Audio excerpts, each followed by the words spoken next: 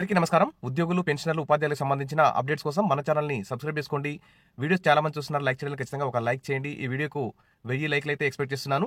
ఇక ఈ వీడియోపై కూడా ప్రభుత్వం ఉద్యోగుల పట్ల అనుసరిస్తున్న వైఖరి పట్ల కూడా మీ కామెంట్ సెక్షన్లో పెట్టండి. ప్రతి ఒక్కరు కూడా కామెంట్ చేయండి.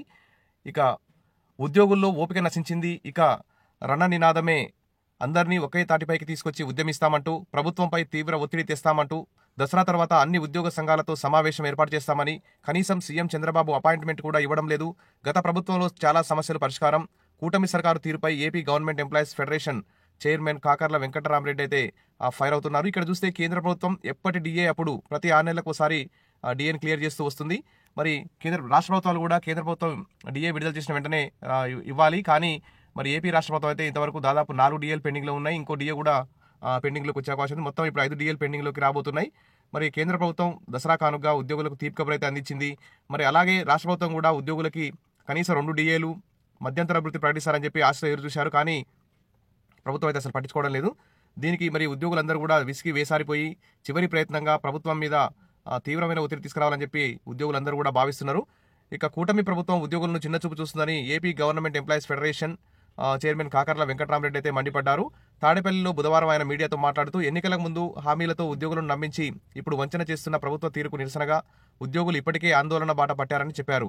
ఇన్ సర్వీస్ వైద్యులకు పీజీ అడ్మిషన్లో కోటాను కుదించడం, సచివాలయ ఉద్యోగులపై పనిభారాన్ని మోపడం వంటి దుశ్చర్యలకు నిరసనగా ఉద్యోగ సంఘాలు రోడ్ల మీదకు వచ్చి నిరసనలు తెలుపుతున్నా ఈ ప్రభుత్వంలో చలనం లేదని ఇక్కడ ప్రభుత్వాన్ని అయితే డిమాండ్ చేశారు. ఇక ఉద్యోగుల్లో ఓపిక లేదని, ఓపిక నశించిందని, ఇక ఉద్యమమే శరణ్యమన్నారు.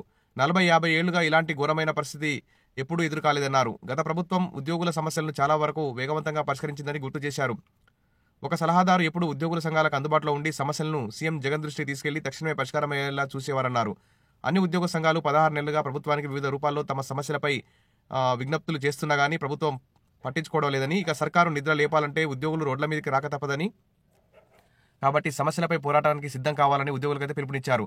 ఉద్యోగులు ఎవరికి 1వ తేదీన జీతాలు పడలేదు. ఇక డిఏ ఇవ్వలేదు. మెరుగైన పీఆర్సీ ఇస్తామన్నారు. పీఆర్సీ కమిషన్ కూడా వేయలేదు. ఇక మధ్యంతర భృతి అతిగతి లేదు. ఇంకా ఎప్పుడు పీఆర్సీ ఇస్తారు? 2023 జూలై నుంచి పీఆర్సీ రావాలి. 2027లో కూడా పీఆర్సీ ఇచ్చే పరిస్థితి కనపడడం లేదు. 2029 ఎన్నికల దాకా పీఆర్సీని లాగి మరి అప్పుడు ఇస్తారో ఇవ్వరో అనేటువంటి సందర్భం అయితే కనిపిస్తుంది. ఇక ప్రభుత్వంలోకి వచ్చిన వెంటనే ఐఆర్ ఇస్తామన్నారు. వెంటనే ఎప్పుడు 16 నెలలు గత ప్రభుత్వం తొలి క్యాబినెట్లోనే ఐఆర్ 27% ఇచ్చింది. డిఏకి దిక్కులేదు. ఐఆర్ ఎక్కడ? పెండింగ్ బకాయిలు 30,000 కోట్లు అని అందరూ అంటున్నారు. ఆ మొత్తం ఎంతో చెప్పాలని అడుగుతుంటే చెప్పడం లేదని ఇక్కడ డిమాండ్ చేశారు. గత ప్రభుత్వంలో 3,500 మంది కాంట్రాక్ట్ ఉద్యోగులు రెగ్యులైజ్ చేశారు. అవుట్సోర్సింగ్ వారికి కూడా న్యాయం చేశారు. మరి ఇంతవరకు ఒక్క ప్రభుత్వ పథకం కూడా వర్తింపజేయలేదు. ఆప్కాస్ను తీసుకొచ్చి గత ప్రభుత్వం ఉద్యోగ భద్రత కల్పించింది. దాన్ని తీసేసి అవుట్సోర్సింగ్ ఉద్యోగులను ఏజెన్సీలో చేతిలో పెట్టేందుకు ప్రభుత్వం అయితే కమిటీ వేసింది. వారి బతుకులు నాశనం చేసేందుకు యత్నిస్తుందని చెప్పి ఇక్కడ చెప్తున్నారు. ఇక దసరా తర్వాత అన్ని ఉద్యోగ సంఘాలతో సమావేశం అవుతాం. ఉద్యమ కార్యాచరణ రూపొందించి ప్రభుత్వంపై ఒత్తిడి తెస్తాం. సిపిఎస్ కంటే మెరుగైన విధానం తీసుకొస్తాం. ఏడాదిన్నర గడిచినా సిపిఎస్పై దృష్టి పెట్టలేదు. సీఎం చంద్రబాబు అసలు ఉద్యోగులకు అపాయింట్మెంట్ కూడా ఇవ్వలేదని జేఏసీ మీటింగ్ పెట్టి అన్ని రాసుకొని సీఎం దృష్టికి తీసుకెళ్తామని కాకర్ల వెంకటరామరెడ్డి అయితే పునరుద్ఘాటించారు. సరే, ఈ ప్రభుత్వం ఆ ప్రభుత్వం మీద, ఆ ప్రభుత్వం ఈ ప్రభుత్వం మీద తప్పులు నెట్టకుండా మొత్తానికైతే ఇప్పుడు ఉద్యోగులకు రావాల్సినటువంటి 2 డిఏలు వెంటనే ఇవ్వాలి. మధ్యంతర భృతి 30% వెంటనే ప్రకటించాలి. పీఆర్సీ కమిషన్ నియమించాలి. Employees health scheme, retirement benefits ఇవన్నీ కూడా వెంటనే ఇవ్వాలి. మరి దీని మీద గత ప్రభుత్వం ఏం చేసింది, ఇప్పటి ప్రభుత్వం ఏం చేస్తుంది అనే అంశం మీద కూడా ఉద్యోగులు, పెన్షనర్లు, ఉపాధ్యాయులందరూ కూడా మీ యొక్క కామెంట్స్ని పెట్టండి. Wish all the best. మరిన్ని అప్డేట్స్ కోసం మన ఛానల్ని సబ్స్క్రైబ్ చేసుకోండి. వీడియోస్ లైక్ చేస్తూ ఉండండి. Thank you.